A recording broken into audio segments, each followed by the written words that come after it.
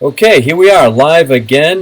This is the Wicked Awesome Report. I'm your host, Patrick Whaley, joined by my co-host Declan O'Toole from Select Real Estate. Good morning, Declan. Morning, Patrick. How are you? Things are great. Broadcasting again here. We do this every Tuesday and Thursday morning at about 10 a.m. or 10-ish, depending on how many technical difficulties we have, which we had a few this morning. So thanks for hanging in there with me for a few minutes, Declan. Um, Give us a like, a comment, a share. Head over to the Facebook page for Wicked Awesome Report. Give us a thumbs up there, and you'll be notified next time we are broadcasting live. So today's show is talking about offers and in a very competitive market, which we're certainly in right now. It's definitely a seller's market, seeing a lot of my buyer clients making offers and having difficulty getting an offer accepted, getting either outbid or sellers accepting what they perceive to be a more attractive offer. So figured it's perfect time to throw Declan on the hot seat here a little bit and lean into your expertise, Declan, on how you can structure an offer or how you work with your buyer clients to structure an offer so that it's more attractive to the seller, maybe stand out as being different, and hopefully by different be perceived as being better, and have that offer accepted. So just in general, Declan, what are you experiencing the same thing? Are you seeing the same thing out there with, competitive, very competitive marketplace and multiple offers coming in, difficult for buyers to get an offer accepted? Yeah, I'm probably going to see both sides of it. As a seller's agent, I also see it on that side. You've had situations where it's gone 50 or $100,000 over last year in some cases Wow. because of the offers. And again, you could have anything from 3 offers up to 50 offers, Mhm. depending on the property situation. You can't always predict. You know, typically a property will go on the market, will go on a Tuesday or Wednesday. We have an open house now. Typically it's on a Wednesday or a Saturday. We might have an open house on a Thursday as well, and it will be sold by week. So these are the days. Yeah, so you're saying that a good property in good condition that's priced appropriately, you've got about a week Yeah. before it goes under contract. All right. Well, all right. So that definitely condenses the timeline. So if you're working with a buyer, what sort of recommendations would you make for them? I guess first of all to get ready before they submit that offer. So obviously we want that offer to stand out as being different, but what prep work are you telling those clients before they get to the point of making the offer? So a couple of things. Yeah, you do need to do your work ahead of time before you submit the offer. Which, the typical the offer to purchase and the contingencies that typically go along with it. You definitely need to be prepared. One, you want to work with certainly get your get your finances in place. Know your numbers. Know what you can and can't do before you make the offer. And if you're working with an agent, don't work with a secret agent. Have somebody that's known out there, Yep. that's got experience, that also can put your best foot forward. Yeah, so you want to have all your prep work done. You want to know your numbers, and you want to be working with an agent that is active in that marketplace. And I think so some clients I've worked with, so when push comes to shove, they've been a little bit indecisive, and sort of the opposite of buyer's remorse. Uh, they are regretting the fact that they didn't put in an offer. They didn't put in a more competitive offer. They're trying to get a deal and trying to get a property below market where we're in an increasing, a value increasing market, and trying to get something below market just may not be viable. So again, there's a couple of things. There's difficult below market property too, but there's a sense of preparation. Because I see it. There's always a learning process. You see with a lot of buyers moving forward. Yeah, your first couple of weeks in the market, you see a property, don't have a pre-approval ready, don't have it, everything in place. Mm-hmm. In some cases, well, actually, I don't think if they work with them, there's nothing wrong with how much they can purchase on the property, and they find that the next thing they know, the property's gone. There are other multiple offers, so they may have enough to not going before the offer. Yeah. So yeah, in terms of finding it below, when you find something below market, it's very hard to find. Every seller knows that that the best bet is to go out there. Yep. Can you find them? Yes. There are people in situations, and if you're looking for a property in a particular neighborhood, for instance, it's kind of outside of the offer stage, but you can go in and actually approach. I've done this before for clients. Go into a neighborhood and you write them a letter, or you get to know who the neighbors are, and at some point in time you might find that somebody's thinking about putting a property on the market, and then you can look for them and say, look, be interested in purchasing a property. So that way you get ahead of the curve. Yeah, so that's sort of the I don't know, pre-listing, or like I said, ahead of the curve. You're generating inventory. You're creating a sale, not just dealing with something that's currently listed. Now, when we talk about that short timeline in today's market, you've got maybe about a week after the listing to get your offer in and hopefully get it accepted. That timeline can be important. Again, it's a condensed timeline. Are you seeing people that are going in and trying to get into the house and try to make an offer to be the first in, to before it even hits an open house? So the property is listed on Tuesday, and Wednesday, Thursday, people want to go see it and write an offer on the spot before it hits an open house, before sort of the general public has access to the property. Do you see, for the buyers, do you think there's any advantage to that? There could be. I know certainly when I put a property on the market, there's all kinds of reasons. When I say reasons, in inverted commas, why maybe many people cannot be in town at the time of an open house, unless you can get in ahead of time. Now, unfortunately, the COVID environment is very hard to get somebody in to begin with. Yep. So there's certainly an advantage to putting. There's pros and cons. You're making an offer up front. You're the first person to the table to make an offer. You make that offer, you get it off the table. Again, ahead of everybody else, there's some advantages to it. So you make an offer on the property. You're also the first one to be seen. On the other side of that, you've now got an offer where you've got a buyer, or maybe a seller, that knows how much they're willing to pay, and they can either hold that offer in hand, or they can use it to try and the offer. Yeah, use it as leverage, and that sets the benchmark for what other offers are going to come in over the course of the open house if it goes that far. Okay, all right. Well, what other tools do you have in your tool bag? You don't have to give away all the secrets of the trade, okay? But just some general ideas. What are you doing with your buyer clients to help them get their offers stand out as being different? Because in my opinion, you want to stand out as being different, and hopefully by different, that's perceived as better, and you've got a higher likelihood of getting that offer accepted. So what are you doing that's different on the offers you're making to give hopefully your buyers an unfair advantage on getting that offer accepted? Maybe. I can tell you this: if you want to get pen and paper now, I can tell you how to absolutely win every offer. All right, everybody, grab a pen and paper. Take some notes. Short podcast. Cash offer, no contingencies, short close, 50,000 over asking, wins every time. All right. That's it. There's the formula. 1, 2, 3, and that's a wrap. Seriously, so what it comes down to is, yes, I think when you make an offer, usually the offer comes in, there's a number, so it's not always price, right? Price is one of the items, that's obviously the obvious one. But there are a number of contingencies, there's a number of different things that a seller goes through in terms of the cost process. There's the contingencies whereby if you're getting a loan, there's the contingencies with that, you're going to get an inspection, you're going to get an appraisal. And with those contingencies, I consider them almost a deck of cards for a buyer. Hold it close to your chest, and then depending on what the strength of that buyer is, we may be able to put some of those on the table just to make your offer more appealing to a seller, so it gives you less options to back out.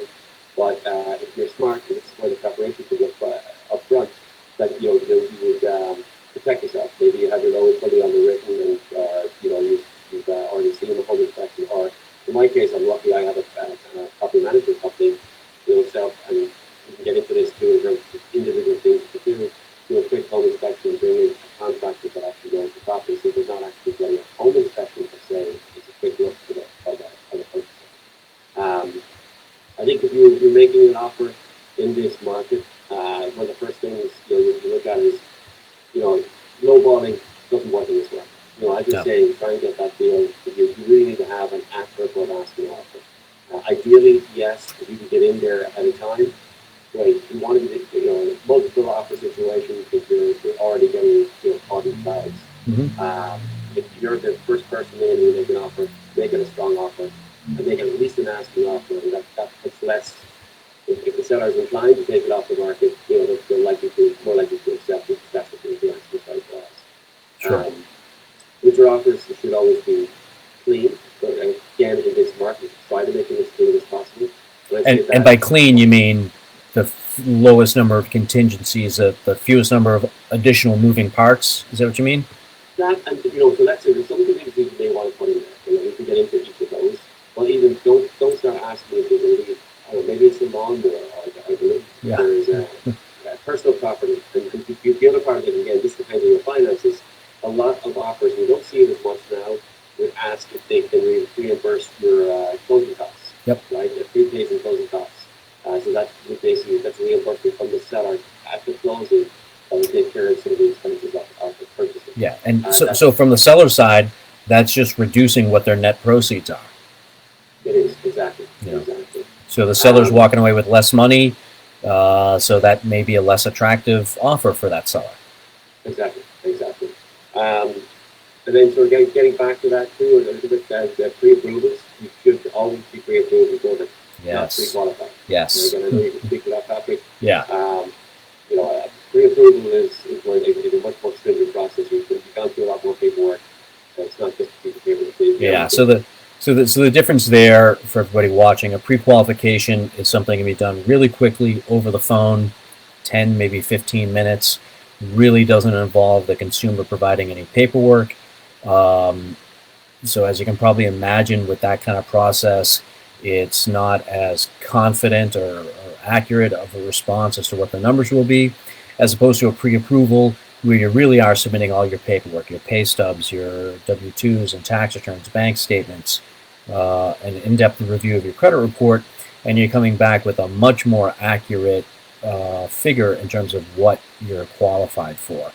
So when the lender provides you with that letter, pre-qualification versus pre-approval is always the stronger response, and a real estate agent is going to see that and know if it's a pre-approval versus a pre-qualification, the buyers really are serious. They've done the extra legwork. They've done the extra preparation. They really are ready to go forward.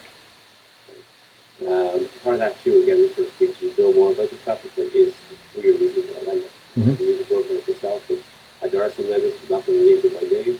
When I see no, go ahead. Let's throw them all under the bus right here. Go ahead. Yeah. I still leave the business out there, Patrick. Yeah.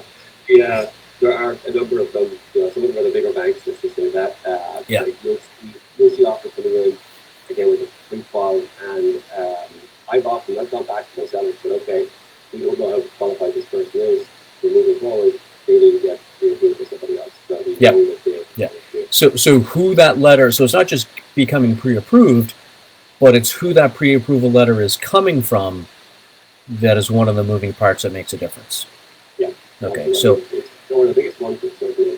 So I guess back to the financing end of things, one of the things that I think the mass media has trained consumers on when they're seeking financing is basically two major questions. What's the rate and what are the closing costs? Now, don't get me wrong.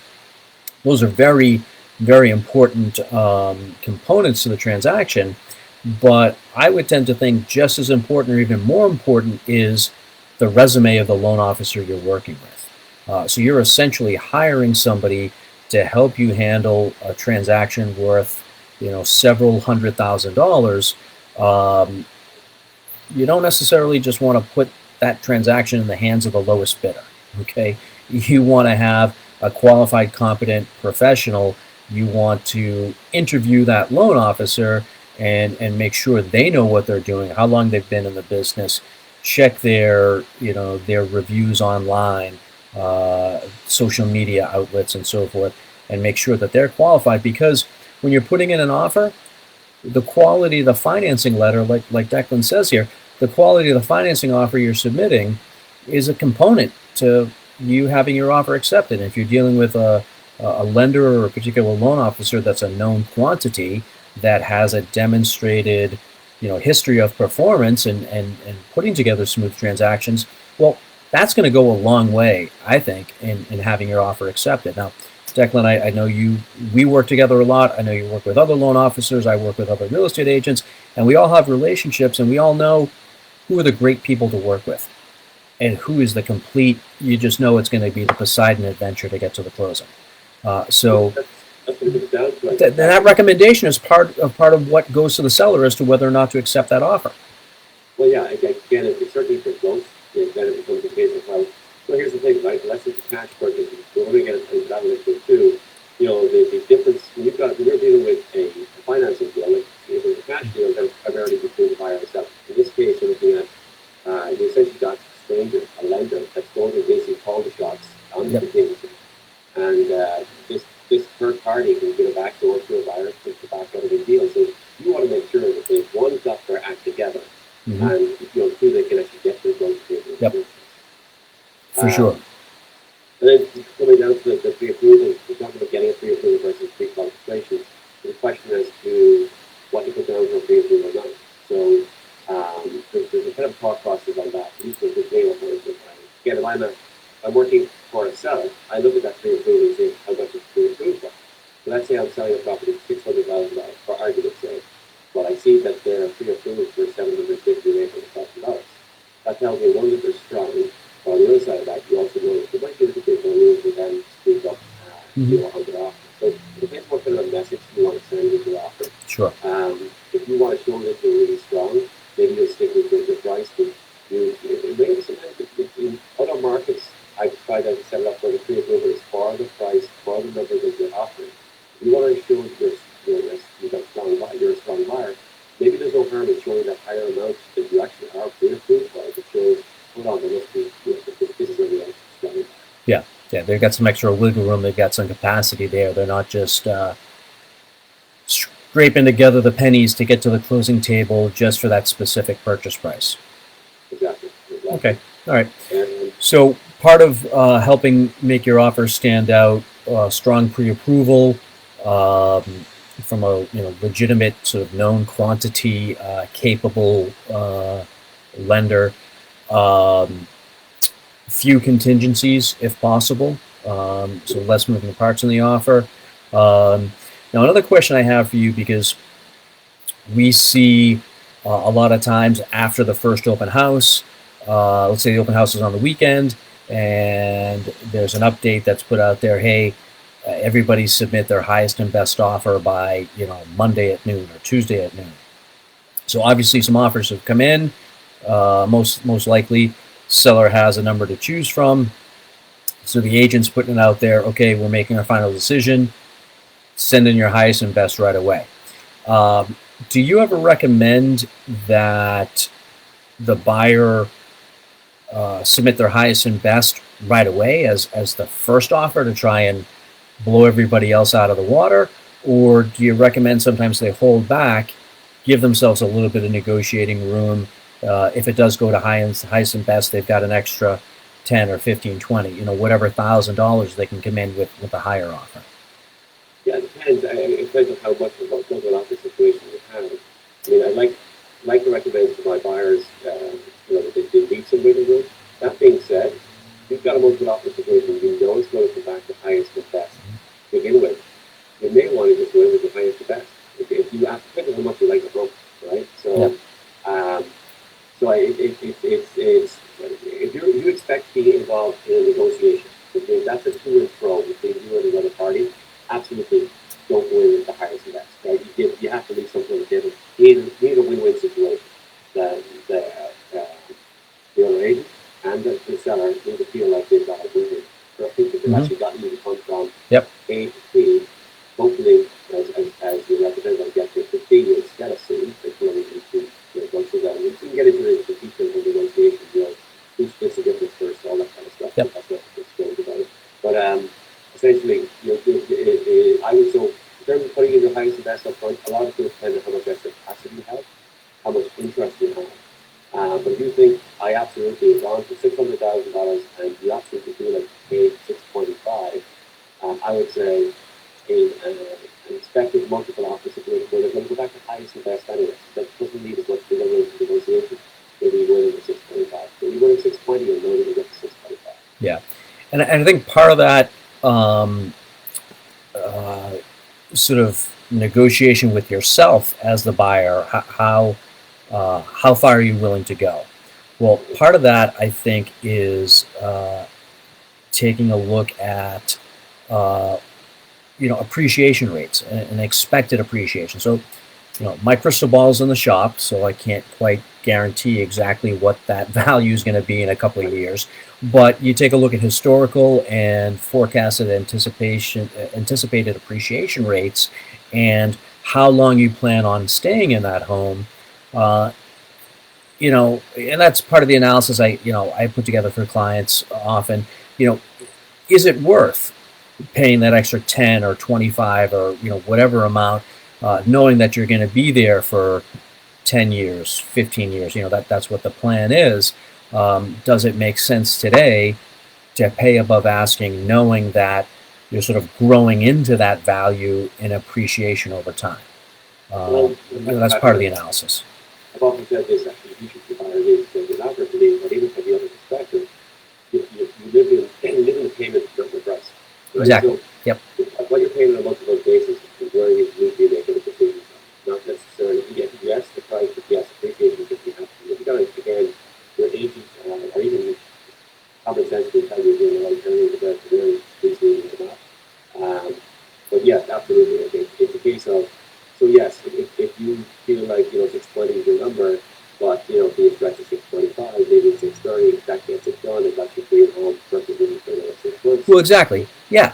I mean, and the trade-offs are, okay, well, let's take a look at, like I said, sort of the future appreciation. Do you really, is the property expected to grow in value to absorb that, I guess that overage that you're paying? But also, so that's the big picture. But short term, you're right, Declan. You got to take a look at what that monthly payment is. Is that extra 10, 20 grand, whatever, in terms of the financing piece of it, is that really going to strap your monthly budget? Can you actually afford it?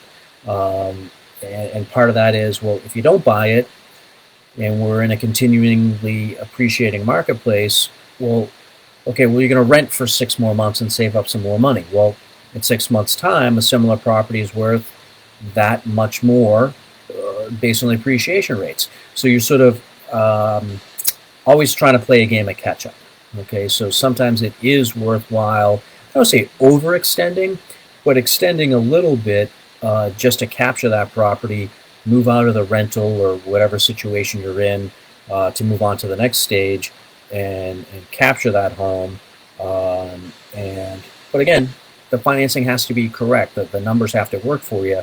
I don't want any one of my clients having to take on a second job or live off eating ramen noodles for 6 months in order to be able to, to afford that. The numbers still have to make sense, but sometimes it does make sense going with that highest and best, sort of blow them out of the water offer, if it really is the right property for you and if the numbers are within your budget.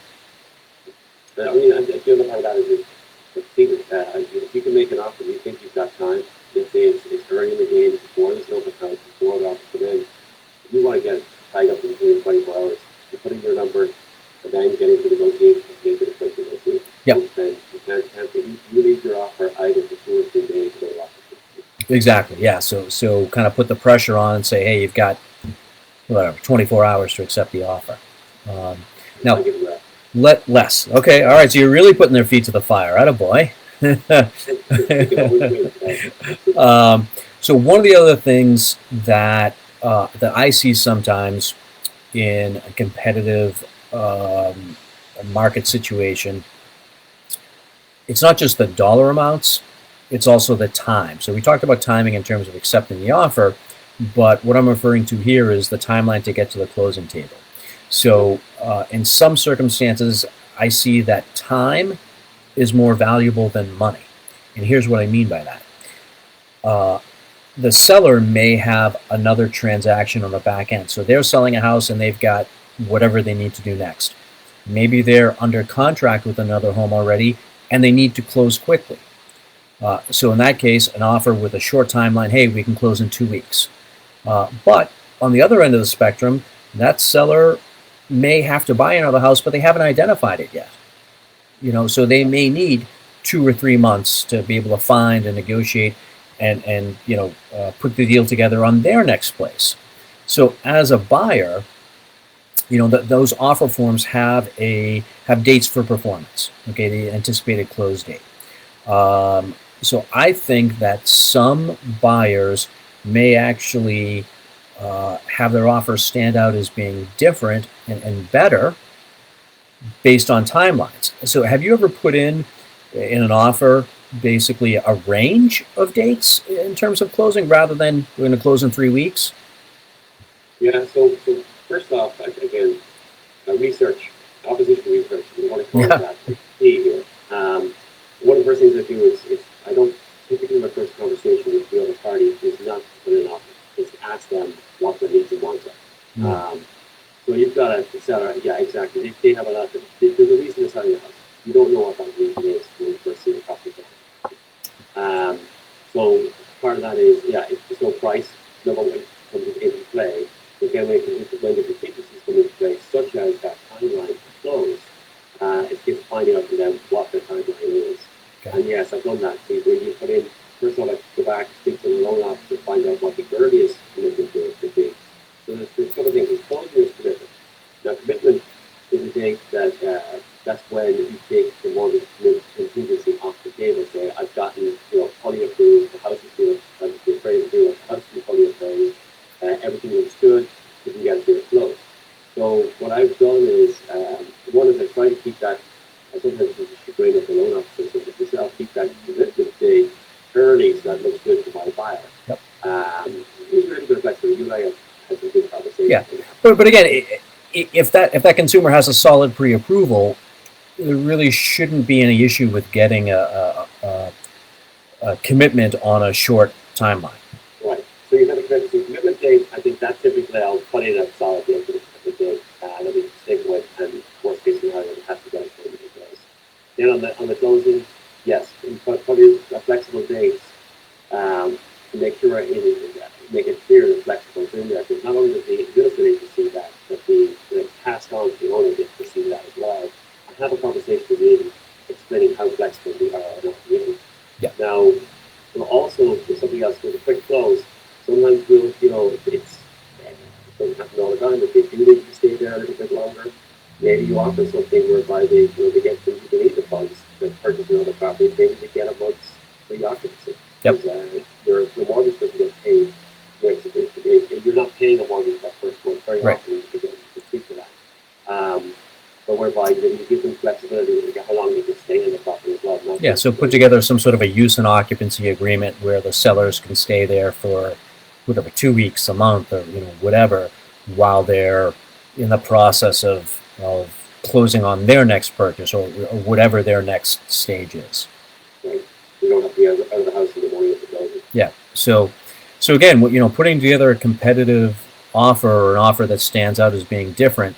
There's more to it than just the dollar amounts. It's the timeline, it's the other contingencies, it's flexibility on dates, that timeline. So there's more to it than just the dollars and cents of it. And one of the things that stands out to me, Declan, that you mentioned, and it just seemed like normal routine part of your business is. I think you said doing research on the opposition.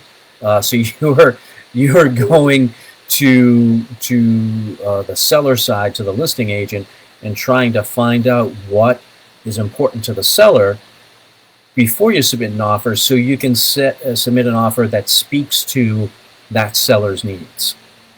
So it's doing your market research in terms of what the home is worth in that marketplace. But more narrowly, more specifically, what does it mean to the seller? What do they really need to get in an offer? And having a little bit of an inside knowledge, like that, and I don't think a lot of agents do that. Okay, they just submit an offer based on what their market research is rather than what research on the sellers is. So submitting an offer like that, I think definitely is going to help you stand out as being different.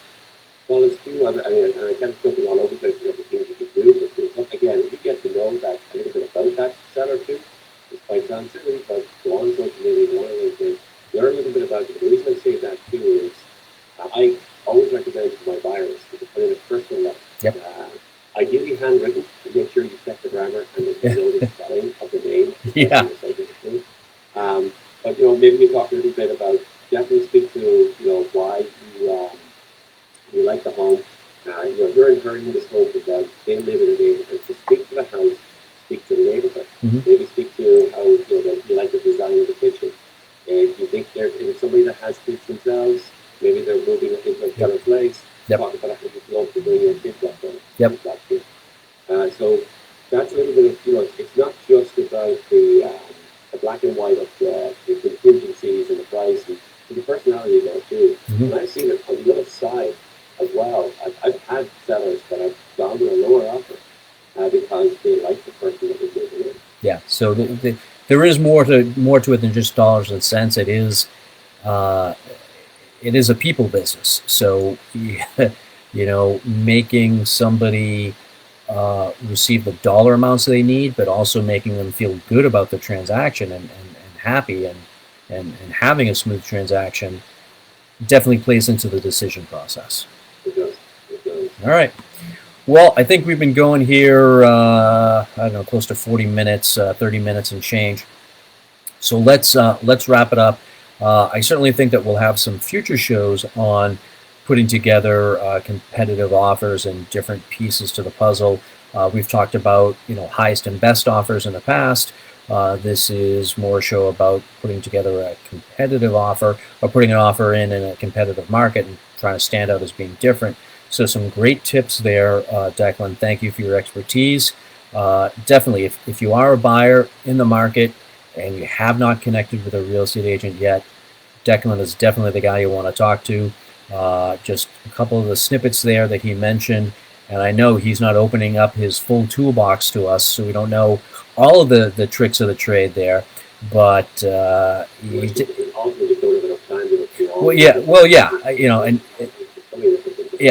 I know you've got more aces up your sleeve than we talked about today. So if you are in the market to purchase and you haven't connected with an agent yet, Declan's definitely the guy that you want to talk to. Obviously, he's demonstrated a couple of tips and techniques that he uses to try to help his buyers get their offers accepted. So he's tagging the post, so that's a great way you can connect with him. Just reach out to him via Facebook or LinkedIn. Really, all the social media channels. Declan is out there and active, so reach out to him. And of course, we're here twice a week, every Tuesday and Thursday. The Wicked Awesome Report broadcasting at about 10 a.m. or 10-ish, depending on our technical difficulties. So want to wrap it up. Thanks everybody for watching. Thank you, Declan, for sharing some of your expertise. Patrick Whaley, your host of the Wicked Awesome Report, joined by Declan O'Toole of Select Real Estate, my co-host. So thanks for coming on again, Declan, and we'll wrap it up. Until the next broadcast, hope everybody out there stays well and stays awesome. Take care.